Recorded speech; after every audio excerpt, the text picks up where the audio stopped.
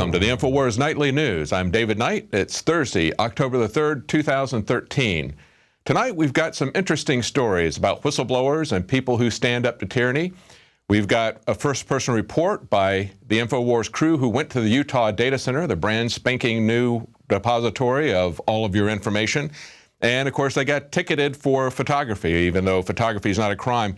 We also are going to have an interview with a major whistleblower.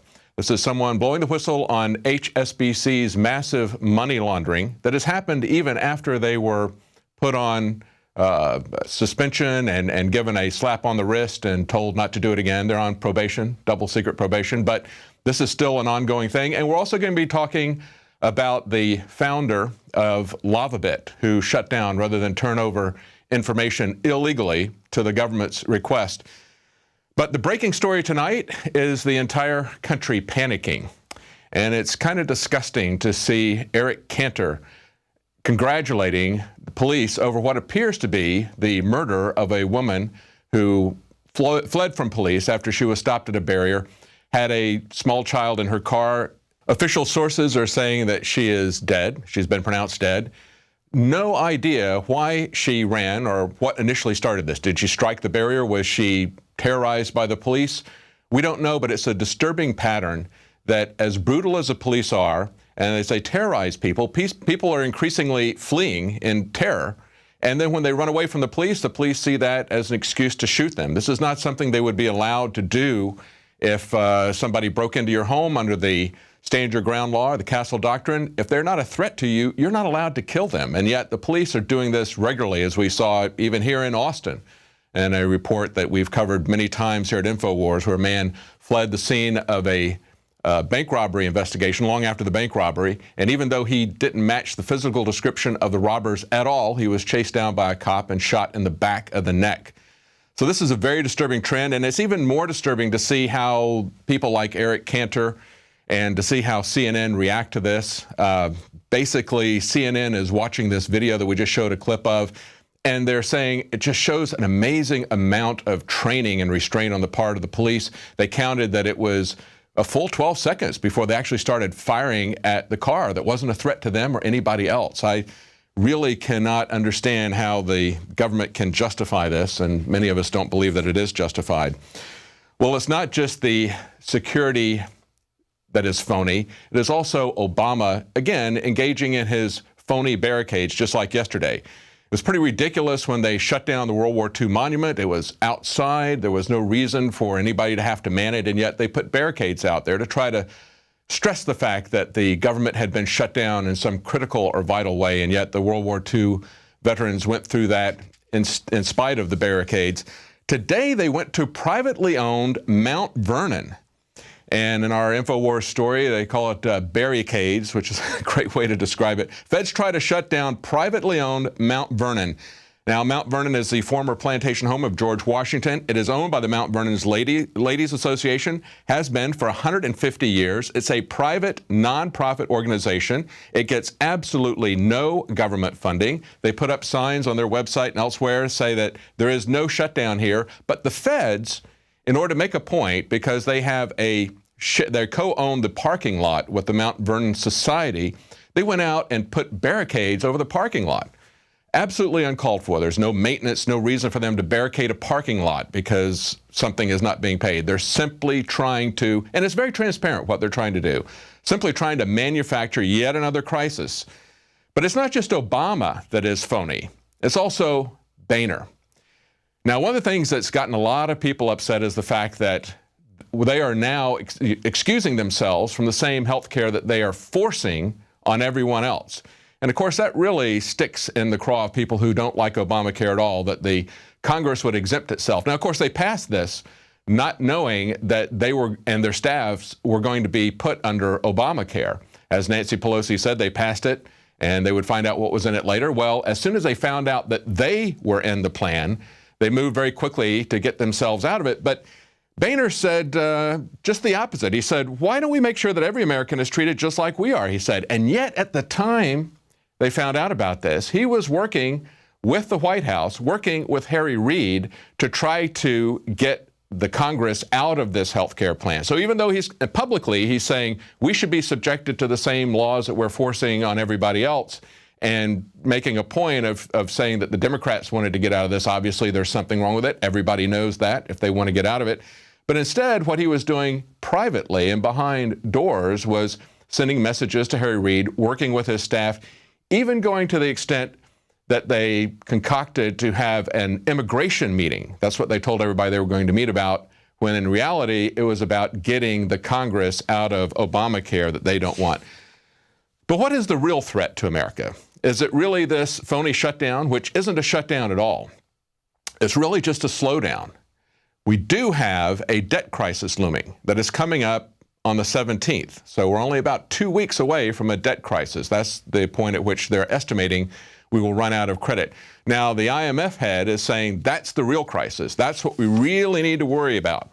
Of course, the bankers always want us to get farther and farther into debt. It's the same thing they do to you on a personal basis. If you're a college graduate, they immediately start sending you credit cards so they can start charging you 20, 30, 40% interest if you get behind.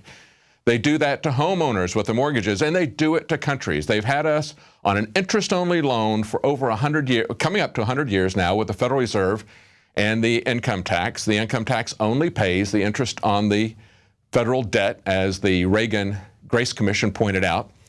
So they want us to get indebted to them, and of course the IMF head is saying we need to go further into that. But on INFOWARS today, we carried a story from Paul Craig Roberts, and he pointed out what the real crisis is. Just like an individual, the real crisis is the fact that we've lost our income. Why have we lost our income? We've lost our income because we have shifted jobs overseas. We've lost tax revenues. We've lost the income associated with those jobs. And of course, as an individual, if you lose your job, you're going to eventually have a debt crisis. And that's what we see happening with our country as well. Those American jobs have been shipped overseas, and unfortunately, they're not coming back. And things like Obamacare are not creating jobs. What they're doing is they're shutting down jobs. I know many people who are friends of mine who have small businesses, they're shutting down. We see doctors who are shutting down because they can't handle the bureaucracy with this. And we see people that are now being put into part-time jobs because I see one way that their employers can try to cope with the added costs. And yet, even with all of that, you're seeing your healthcare costs go up, your insurance costs doubling. This is something that is strangling the economy. And yet, and nobody wants it. The Congress doesn't want it. Boehner's trying to get out of it. And we see that in Louisiana, for example, Blue Cross Blue Shield said that 0 people enrolled on the first day of enrollment. Blue Cross Blue Shield of Louisiana reported that not a single person enrolled in the new health care plan offered through the quote-unquote Affordable Health Care Act on its first day. Now, this is interesting because according to the paper, the company spent $60 million preparing for the October 1st rollout, but the website continued to stall on the day of the rollout. One applicant spent 5 hours and eventually gave up. Well, maybe the problem with health care is not the health care providers, but the bureaucracies of the insurance companies and the government. Looks like they're going to turn our health care service into the Department of Motor Vehicles. Well, news is broken today about the Ed Snowden case. The email provider, Lavabit, if you remember, voluntarily closed rather than turn information over to the government. And the records were unsealed today. It's now going before a court today, and they unsealed the records. And we learn that they wanted all of the web traffic to the site, not just information about Ed Snowden. And unfortunately, Wired magazine puts it this way. They say because they were only going to provide metadata, pen register orders can be obtained without probable cause that the target has committed a crime. That is not true. It's a shame that Wired magazine would put that out there. Metadata is still personal data, and that is not exempted by the Constitution. There's nothing in the Constitution that says that some of your data may be taken without a warrant. No, none of it may be taken by a warrant. And it's great to see that this guy stood up to them. This is what he said. I have been forced to make a difficult decision to become complicit in crimes against the American people or to walk away from nearly 10 years of hard work by shutting down Lavabit. He said at the time, after significant soul searching, I have decided to suspend operations.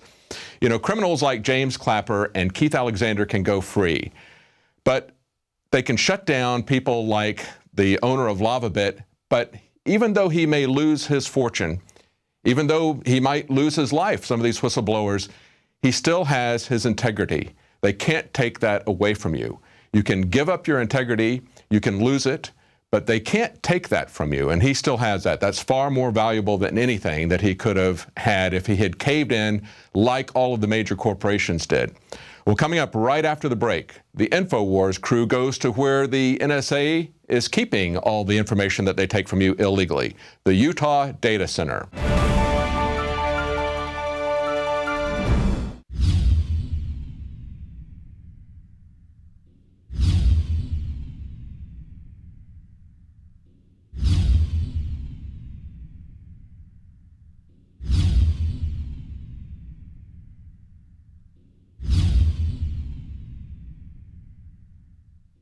Alex Jones here to warn you about some of the most important health information you may ever hear.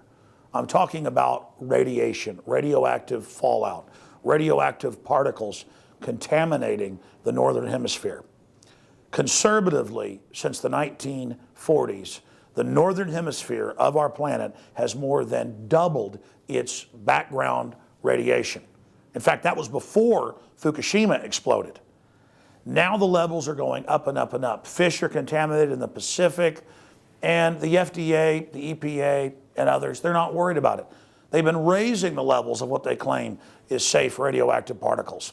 So after more than 2 years of research into how to protect my family, looking at all the literature, talking to the experts, across the board they agreed iodine is key, but of the family of iodine, nascent, natural, non-GMO, non-factory iodine that comes from the earth is absolutely paramount for your thyroid and other functions in the body. The literature, the research, it's there. It's not my opinion. It is admitted that iodine is essential for the health of our bodies overall, and nascent iodine is the best form. Now, we're announcing the launch of InfoWarsLife.com, and we're going to bring you scores of products over the next few years that we're researching and developing. But nascent iodine is the first product we're coming out with because it's so important, and it's also listed as a fluoride detoxer. It does so many other things. Your body needs it, and when you don't have enough iodine, forget the radiation, your thyroid absorbs the sodium fluoride and other things. Nascent iodine and InfoWars Life Survival Shield in double strength at half the cost of the leading competitors. Please visit InfoWarsLife.com today. Well, earlier today, some of the InfoWars crew went to the Utah Data Center, and you saw this live if you're watching the Alex Jones Show, the place where they keep all of your data, but you're not allowed to even photograph the parking lot. Here's the highlights from that. And Anthony Gucciardi, reporting for InfoWars.com and StoryLeak.com, is at NSA headquarters with InfoWars, Weldon Henson and Josh and others from our great crew. The reason I'm not saying Josh's last name, he's worked here a while and does a great job. I don't even know if Josh wants his full name on air. Some of our folks like to stay incognito with the NSA, as if the NSA doesn't already know. Big Brother. They are now arriving at the base. They have Army bases. You can see the guard towers in the live feed there to keep the slaves out and keep the criminal operation going. They also use it to spy on drug dealers that aren't paying their cut. That's come out in the Associated Press years after we told you.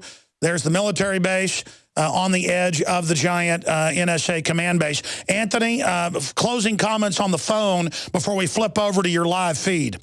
Exactly. So we're now right up here on the NSA data center. As you've seen on the live feed, you can see the military outpost, the tower, the data center itself, which is massive. And this entire time, the last 3-4 minutes we've been talking, we've been driving along the outskirts of this massive Eye of Sauron. This gate you're seeing right now, if you're watching live at InfoWars.com, this live stream, we're going to approach the NSA and talk about the fact that they are completely spying on us, but we can't actually document them through the First Amendment. This is the official live feed. We are now entering the NSA back. We were going to go into the military establishment, but we couldn't resist.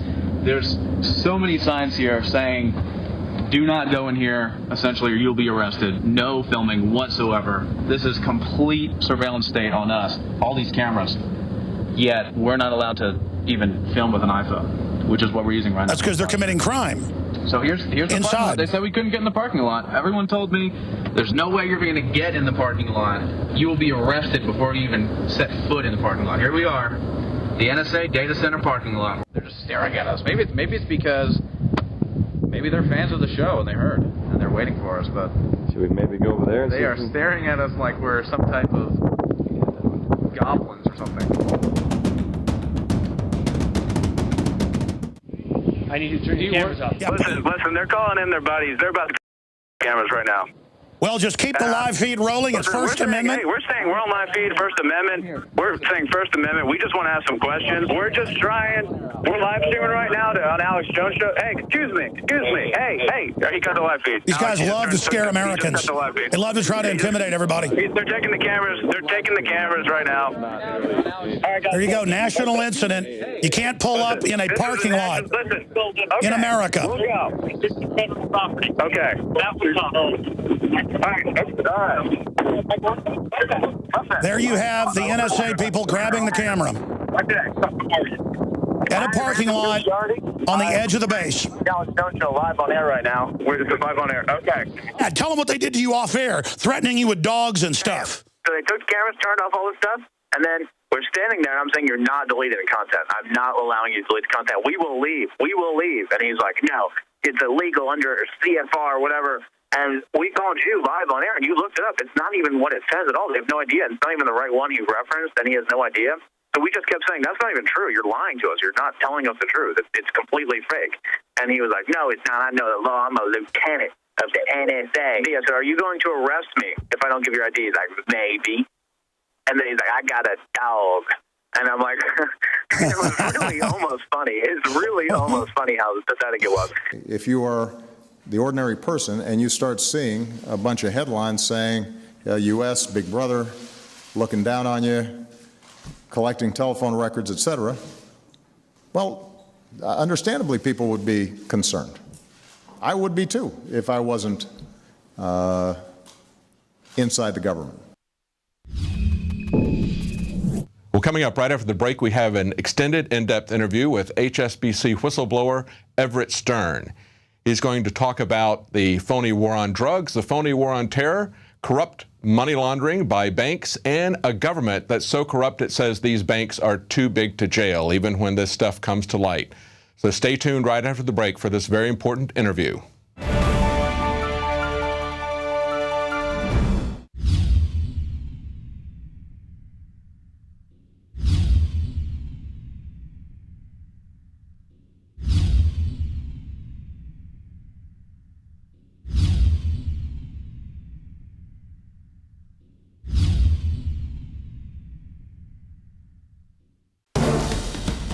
The Alex Jones channel is the official page of the InfoWar. But don't miss what's happening on our other channels. The Info Warrior, with the week's best videos. Prison Planet Live, where Paul Joseph Watson gives his expert analysis. And keep up with the rest of the InfoWars crew on our other pages. All of our videos are available to repost for educational purposes. See the sidebar of the Alex Jones channel for the subscription links. And remember, you can always find our videos in the highest quality by becoming a member of PrisonPlanet.tv.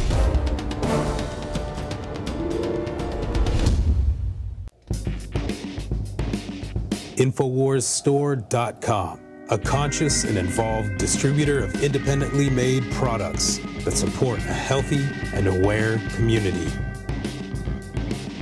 Dive into cleaner waters with your own ProPure system and Pro 1D filter. Save 10% with the promo code WATER.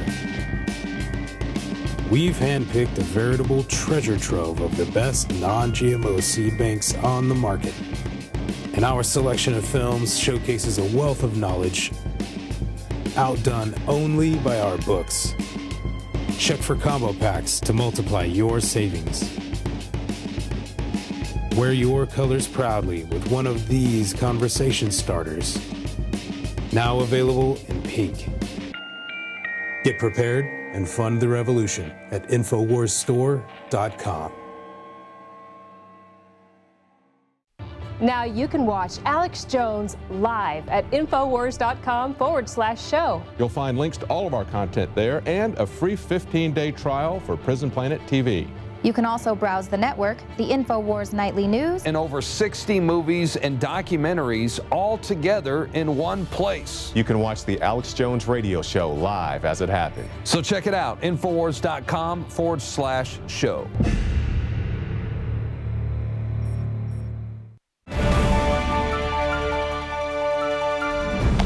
Well, if you're a follower of InfoWars, you know that we use the term banksters all the time. Gangster banks. And tonight we have a story that I think you're going to find very interesting. If you remember back in March, we had Eric Holder's Justice Department say that they weren't going to prosecute HSBC for money laundering. They were only going to give them essentially a slap on the wrist, a very small fine, no jail time, no personal fines to anyone involved there. And everyone interpreted that as essentially saying that they're too big to jail. Tonight we're going to talk to Everett Stern, and he's going to draw some connections there. We already know that our government created al-Qaeda under the Carter and Reagan administrations. We already have Democrats and Republicans like Kucinich and Paul and Cruz who are saying that we're acting as al-Qaeda's air force. We already know that our government is providing money and arms to al-Nusra in Syria, which is a designated terrorist organization affiliated with al-Qaeda, and we're going to see now how that works on the banking side. And we're going to see how our own government refuses to enact these laws against those they consider to be too big to fail. So joining us tonight is Everett Stern, HSBC whistleblower. Welcome to the show, Everett. Thank you for speaking out and telling people about the corruption that you've seen there. It's really necessary for us to have people in all these organizations, whether it's a bank or whether it's a government organization, to speak out when they see something wrong.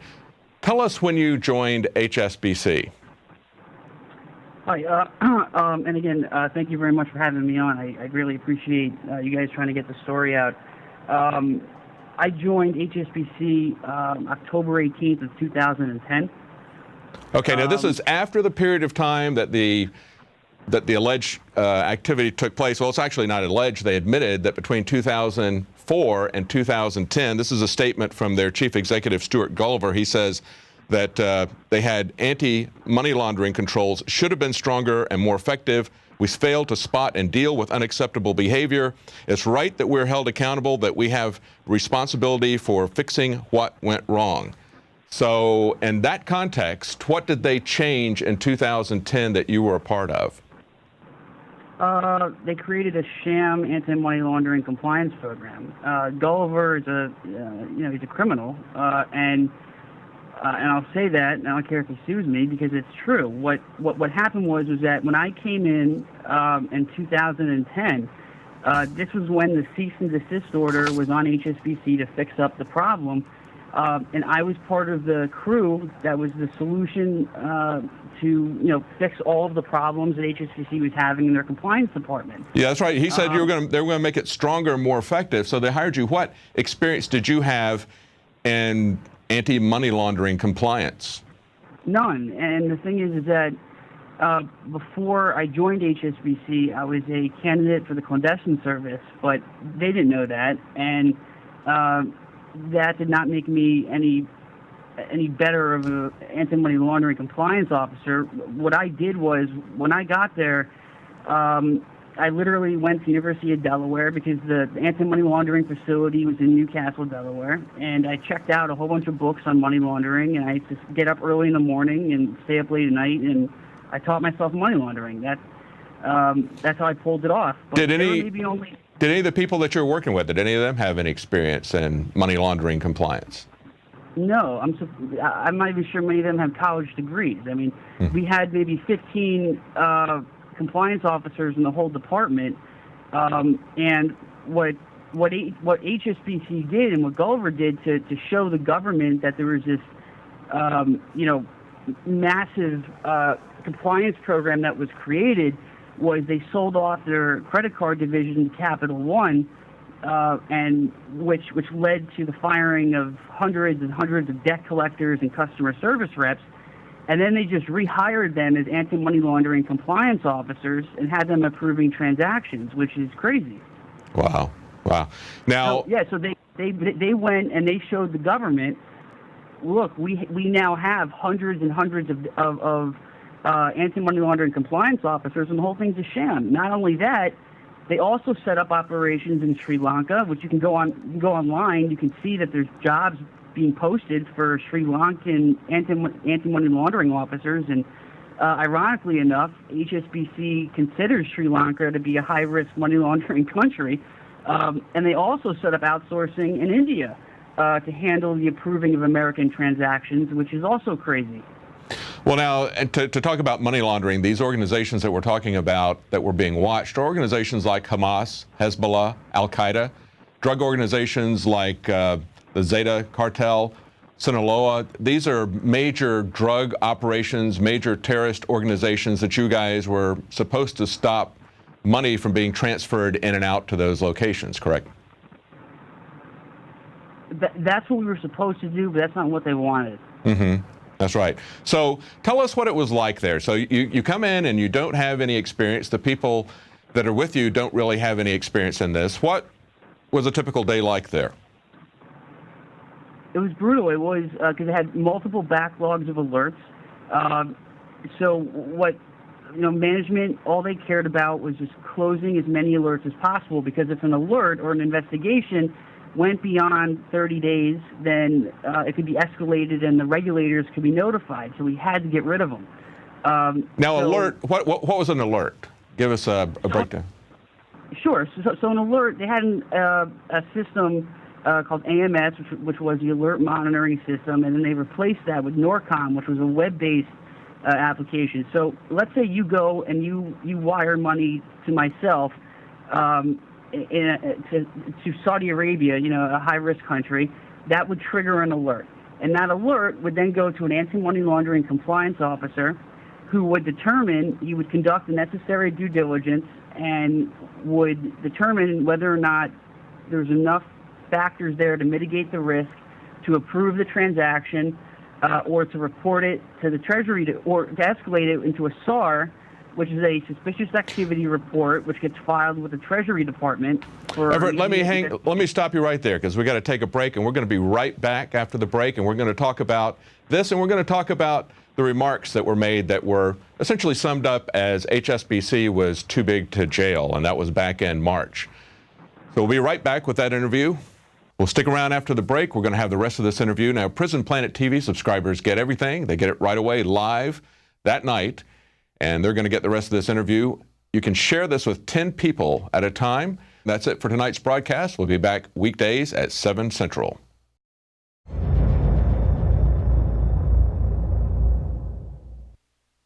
Now you can watch The Alex Jones Show live as it happens at Infowars.com/show. You'll find links to all of our content there and a free 15-day trial for Prison Planet TV. More than 60 movies and documentaries all in one place at Infowars.com/show.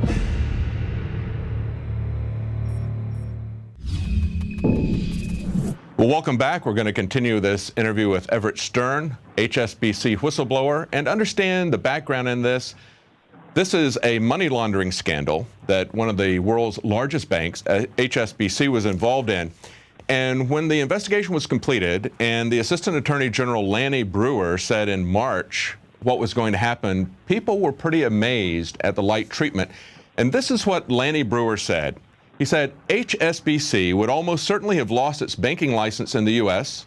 The future of the institution would have been under threat, and the entire banking system would have been destabilized if he hadn't gone lightly on them. And people kind of summarized that remark as they're too big to jail. And I think that's an accurate summary of that. We saw the same type of treatment from the same Justice Department with the LIBOR scandal.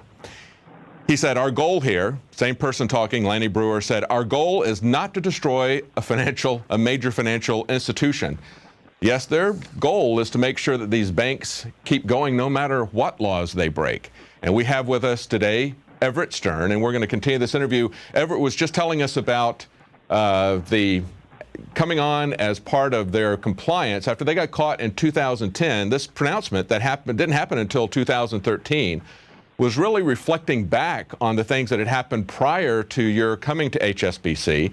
They hired you and a lot of other people that had absolutely no background in money laundering, and we were just talking about what was happening there, how they were looking for money being transferred to terrorist organizations, to drug organizations. Continue on with that story, Everett. Tell us what you were seeing. How did you find some of these transactions that were coming up? Because they had an automated system that wasn't working very well, right? No, I mean, it was criminal manipulation of the wire filter. So what happens is that OFAC lists names of people that we can't do business with, such as Hamas, Hezbollah, the Tajin brothers, different terrorist organizations, drug cartels. So what HSBC was doing, these geniuses, I guess you could say, they were putting dots and dashes in the codings of the payments, so the payments, the names wouldn't match with the name in the wire filter, so the payments would go through. And I saw that, I caught that, I figured that out. Yeah, let's give an example of that. There's one in the Reuters article. There was a real estate concern that was connected with Hezbollah, and it was spelled T-A-J-C-O, but it was in the database as T-A-J-C period O. Now, that's not a typo. Correct. A period is not anywhere close to the characters C or O, and it's an extra character. So they would put extraneous characters in there that they thought people might not notice, like a period, and that would keep that from popping up into the automated search software, correct? Correct, and it would allow the payments to go through. And see, HSBC did another good move here, is that they hired the former counterintelligence agent for the FBI. He was a top counterintelligence official, and he was the director of AML and was in charge of this department. And he knew the inner workings, and he knew what was going on. And I'm not going to say his name, but he knows who he is. And if I can just make a quick side comment to that, I think he needs to go back to the academy, because I certainly got past his counterintelligence for about a year. Because the thing is, that's why I never went to the FBI initially. I went to the FBI much later. Once I left. How long did you work there before you left, or before? Did you leave and then go to the FBI? Yes, but I was spying on HSBC for a year. Okay. So when I got there on October 18th of 2010, my first email to the CIA was in November. So 3 weeks in, I started passing information to the CIA, and I was doing that because, again, the candidate for the clandestine service. So I felt, and also these transactions were national security issues that involved foreign entities. The CIA needed to be notified. And, to be perfectly honest, I felt that the FBI was compromised. They had an FBI guy in there. I was a little nervous. Mm-hmm. And let me go back and emphasize again that you came in after they had already had a major scandal. From 2004 to 2010, there had been a 334-page report put out by the Senate Permanent Subcommittee on Investigations the summer before. And then in March, they did their too big to jail. But all this stuff that you're talking about, these are all things that happened after 2010, after they said that they cleaned up their act, and after they are now on probation. So they basically, one of the conditions of getting that slap on the wrist fine that they got, and nobody going to jail, nobody getting fined personally, one of the conditions of that was that they were going to clean up their act, that they were going to stop doing this sort of thing. So all these things that you see happening there, the deliberate deliberate sabotage of the names, like we saw with that Tajco, you saw that happening after 2010. Yes, absolutely. We were brought in to fix the problem, and what they used to fit the Band-Aid that they used to fix the cease and desist order was to commit even more fraud and to put our troops in harm's way. And HSBC literally has the blood of American soldiers on their hands, because those debt collectors and customer service reps that they now have approving major wire transfers, international wire transfers, they are killing soldiers and Americans with the click of a mouse. It's just that simple, and that's why this is not a normal banking scandal. This is very, very different. Now, you worked there, you said, a little over a year. Then you went to the CIA. You were sending information to the CIA because you were concerned about somebody that was with the FBI that was overseeing this that you thought was compromised. Is that correct? Yes. I mean, I did not want to go to the FBI at that time, so I just was gathering as much information as I could throughout the year, and I just kept passing it on to the CIA. Okay. Tell us what happened when you brought some of these compliance reports before some of your supervisors. You did that while you were there. What was their reaction when you did that? Oh, I mean, I wrote an email, and this went to the United States Congress and to the FBI, and called compliance error, where numerous debt collectors and customer service reps were approving wires going into Gaza, and I just needed to notify management that Hamas, which controls Gaza, is a terrorist organization. And I was threatened to be fired over that email. They said we're under a cease and desist order. You can't put that in writing. You can't, and all transactions approved. I mean, in another example, I went to management. There was a fruit company in Saudi Arabia, in Jeddah, Saudi Arabia, called Sharbati Fruit. They love to use these fruit companies. You can go back and look at the history of United Fruit and CIA. They love using fruit companies. It's like they use the same cutout techniques over generations. But go ahead. I'm sorry. So it's a Saudi Arabian fruit company. Yeah, so the Saudi Arabian fruit company, Sharbati Fruit, they were sending millions and millions of dollars to this PEP, which is a politically exposed person in Yemen, and I was very concerned about this because it didn't make any sense. And so I researched him, and it turns out that he was a political member of the Muslim Brotherhood and running for office, and this was a major concern which needed to be reported to the government. I mean, all transactions approved. I mean, the thing is, the whole part of it, the whole focus of an AML program or an anti-money laundering program is to generate SARS, which is a suspicious activity report, which goes to the Treasury Department, so the Secret Service and Treasury can and FBI can investigate. The problem is that a SAR takes a long time to write, and HSBC had a situation where there was such a backlog they did not have time for SARS. So instead of facilitating a culture of wanting to help and stop criminal activity by generating SARS, they produced a culture of just clearing alerts and no SARS. So they did an opposite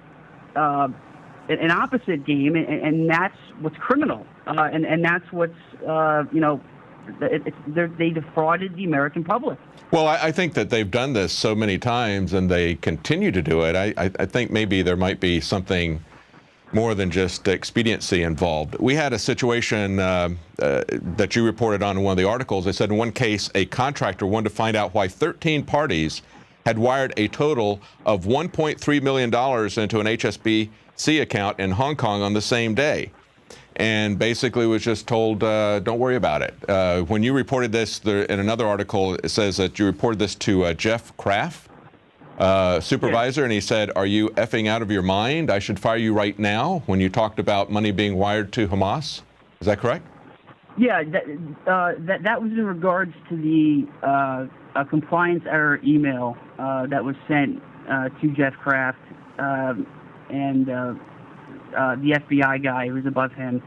Yeah, Jeff threatened to fire me over that. I mean, Jeff was definitely not a friend, I'll tell you that right now. And of course, Hamas has been designated as a terrorist organization by the government since 1995. But then, of course, our own government in Syria is supporting, arming, financing Jabhat al-Nusra in Syria at this very moment. And of course, they have also been designated by our government as a terrorist organization. So, but let's continue back on with your chronology here. So you're at HSBC. This is after the events that they just got the slap on the wrist for, from 2004 to 2010. You see that they're not really doing due diligence here, but you see evidence that there's deliberate sabotage in the process by putting people in places, changing the names slightly, putting periods in them. So who do you go to at this point? Have you left at this point, or are you still there? No, I'm still there, and the thing is that I mean, at this point, I mean, currently in this current duration I left up in 2011. No, I mean, I stayed there for a year, and I amassed a massive case against them. So after a year, and you get all this data together, what did you do at that point? Did you go to law enforcement? Did you go to the media? The FBI counterintelligence guy was fired for sleeping with staff and creating false positions. Kraft was also fired, and I then went to the FBI. I went to the Philadelphia FBI field office on 600 Arch Street and had about a 4-hour interview with them, in which I went over all the evidence. Everything. I even, told them who I sent some documents to within the CIA, and this is 2000. This is 2011. Yes. That you're going to the FBI, okay? And then the press came in. Initially, I was hesitant to do anything with the press, and the FBI was very nervous about it for security reasons, of course. But I felt that if I didn't put my name on this, and if I didn't make the American people aware, then nothing was going to happen. So I needed to take that risk, and I explained that to the FBI, and they said they thought I was nuts, but they respected what I was doing. And that's when the Reuters article came out, and the Senate hearing started, and it was interesting because I was on Capitol Hill a couple weeks ago. And a couple Congresswoman Maxine Waters saw the American Banker article and saw one of my speeches in New York, and I was invited down to speak to her. And from my understanding, Eric Holder was approached to reopen this case. Well, I find it interesting because now when they closed this case and they announced the results of it in March of this year, that's 2013. Now, they were already investigating all this fraud that had happened up until 2010, but you went to the FBI in 2011, 2 years before they closed this investigation, and you told them this stuff is still going on, and they still gave this slap on the wrist to HSBC and said, don't do it again, you're on double secret probation. The FBI, what my lawyers have argued is that my evidence was not included in that $1.9 billion fine. They were not prosecuted or even under consideration for anything that was part of my evidence, and a new investigation needs to be opened up. And what Congressman Maxine Waters asked Eric Holder was, why are you ignoring Everett Stern's evidence? And I think that's what's key here is that, this evidence that we have is it's not made up. I mean, this is factual stuff and transactions, and I mean, it's there. So why not investigate? And I mean, if we have a foreign bank sponsoring terrorism on U.S. soil, I would think that concerns the country. So why do you think that the Justice Department ignored what you had when they put this case together? The information that you had given to the FBI at that point was a year or two old, and they didn't include that in their investigation. They ignored it. They pretended that everything had been fixed in 2010. Why do you think that's the case? Because the evidence that they had before was very general. My evidence was very specific, and my evidence would shut down the bank, and it would send people to jail, and it would do exactly what they don't want to have happen. Which they just want it to go away. And I think where the administration, again, I'm a conservative Republican here, and I do have respect for the president, of course, it's the president of the United States, but I think the administration is making an error because I understand that they don't want to cause another financial crisis by shutting down the bank, but I can guarantee you that if they sponsor the next 9/11, that there definitely will be a financial crisis. So I think it's a double-edged sword here. I think, from a national security standpoint, I mean, it doesn't make any sense that I can't bring nail clippers on an airplane, but we can allow a bank to sponsor terrorism. I don't get that. Well, it doesn't. It seems like it's not just our bank, but it seems like it's our government working with these banks. It's one of the reasons why there's a lot of good people, a lot of honest people at HSBC, at the FBI, at various places that see these laws being broken. But even if they do a prosecution, it gets shut down by the corrupted officials at the top, as we see with the Eric Holder Justice Department. So it seems like it's the people at the top. There was evidence when this was going on in 2006, even though the OCC was investigating this, George Bush let HSBC go. So this is not something that is even corruption that's limited to Obama or Eric Holder. This is something that they got off the hook by the Bush administration as well, didn't they? I believe so. I mean, it's an ongoing issue, but I think the message needs to be sent that we're not going to stand for this. Oh, absolutely. And you have to understand that, for instance, there were hundreds of times millions of dollars moving from Kariba supermarkets in Gambia to Tajiko in Beirut, which is owned by the Tajin brothers, who are the financiers of Hezbollah. And that money is going towards, IEDs to blow off our soldiers' legs and everything. I mean, this is crazy. I mean, it's just, they have to be shut down. And the message has to be sent that America stands, for ethics, and America stands for justice, and this is not justice. Well, I think there's pervasive corruption in the banks as well as the government. Geraldo Rivera went to Afghanistan and took pictures and interviewed soldiers who are guarding poppy fields, who are loading heroin onto planes. This is something that after our government went into Afghanistan, their percentage of the world supply went from 10% to 90%. So we've got the U.S. government at high levels that is involved in the drug trafficking. So it makes absolutely perfect sense to me that they would not be interested in shutting down the money laundering operations of some of these largest banks, that they would basically be held captive by these banks, controlled by these banks. But talk to me about what you saw when you went to the media. Tell us who you went to in the media that didn't run these stories. Yeah, so immediately 60 Minutes was interested, and Brian Ross with ABC News was interested. Brian Ross said, we'll get you on tape immediately. We'll have it out within 2 weeks. Don't go with 60. So I went ahead and went with Brian Ross, and we did a whole interview. I even posted the pictures on Twitter to remind him. And this was last year, and Brian Ross said to me, he said, Everett, this is a great interview. We're going to air it within 2 weeks, and you never aired it. I mean, so it's been an entire year, and they haven't aired the story. They've spiked it. Right, and what happened was, I said to him, I said to Brian Ross, how do you look yourself in the mirror? You promised me this was going to air. This is it's a national security issue, and he said his hands were tied. And this was a legal issue. The same thing happened with the BBC. I interviewed with the BBC. They said they didn't want to get sued. So, these larger media outlets, even though this is a credible story, and this is why the larger, quote unquote, larger media outlets are losing their credibility.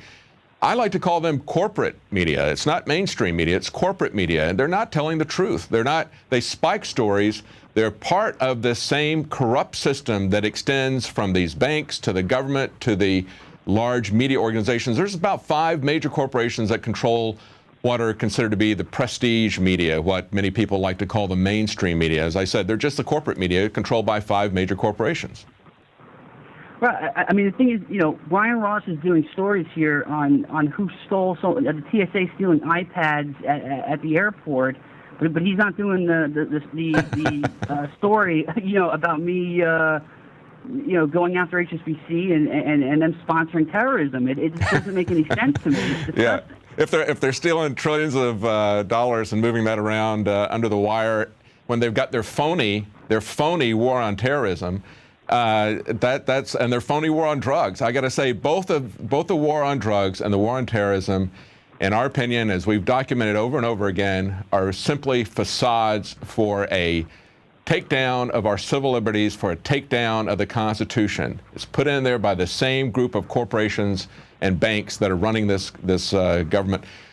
Well, thank you, Everett, for talking to us. Before we leave, tell us what's going on in your personal life at this point. I'm sure that it was difficult for you to blow the whistle every time somebody does the right thing. It seems like there's a price to pay. We appreciate you doing that, but tell us what price you had to pay for blowing the whistle on this. No, it was very hard. I mean, I lost everything. I mean, it was, I could not find work. You know, my parents gave me every last penny that they had so I could survive. And actually, what saved the day was, you know, the Rolling Stone article when I was featured in Rolling Stone. Matt Taibbi was great. I do have to say, Rolling Stone did a great job. And what ended up happening was that I had, you know, I think I had $20 in my bank account.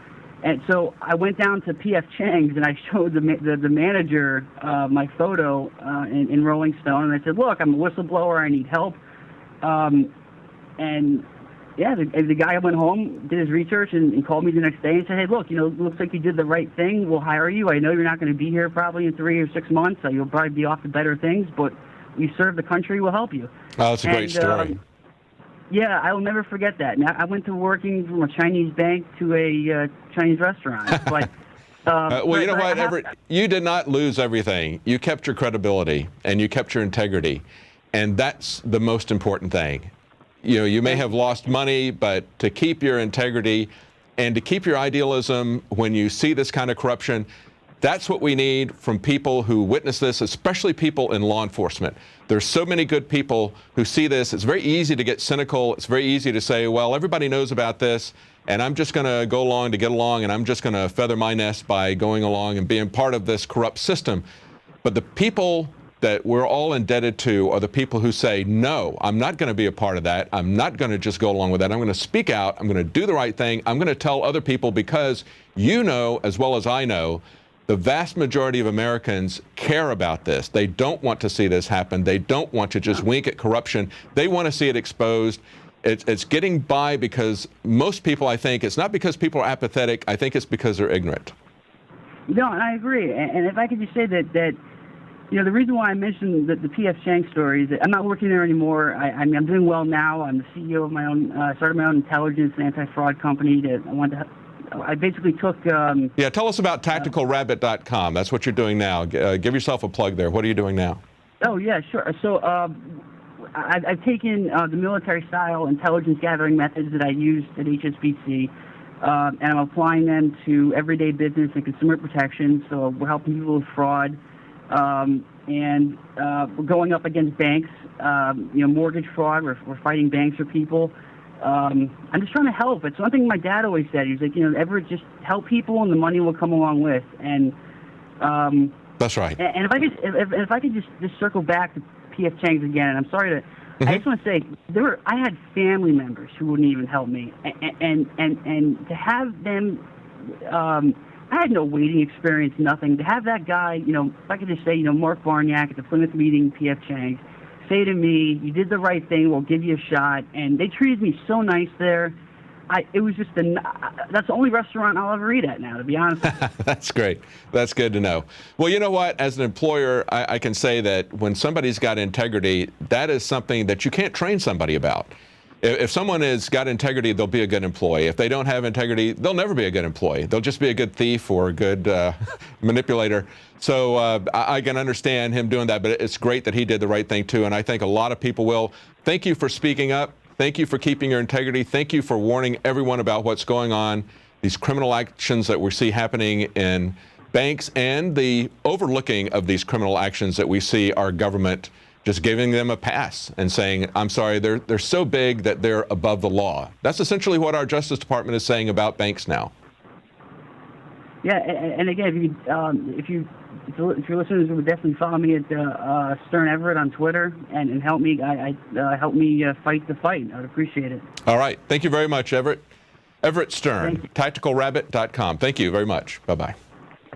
We all owe a debt of gratitude to Everett Stern, people like Edward Snowden, who when they see something that is illegal, that is criminal, they will take the personal hit to come forward and to let the rest of us know about it. That's what's necessary. And this is an important interview for you to pass around to other people, to show them the kind of corruption that we're talking about in big banks, in big government. It's information that people need to know before they can do something about it. Most of the population is asleep. I don't think they're apathetic. So help wake people up with this. And as he pointed out, when he went to the corporate media, as I like to call them, they're not mainstream, they're corporate. They're corporate controlled. People like NBC, people like the BBC. They don't put this information out. They spike these stories. We like to call ourselves the authentic media because we're going to tell you what's out there to the best of our knowledge. When we see a story like this, we're going to try to get it to as many people as possible. You can help to do that with Prison Planet TV. Get a subscription. Give it to 10 other people. All of you can watch it simultaneously. It's a great way to get the information out. We're not going to spike stories like this, stories about criminal activity. So help support the operation. And join us again every weekday at 7 Central, 8 p.m. Eastern.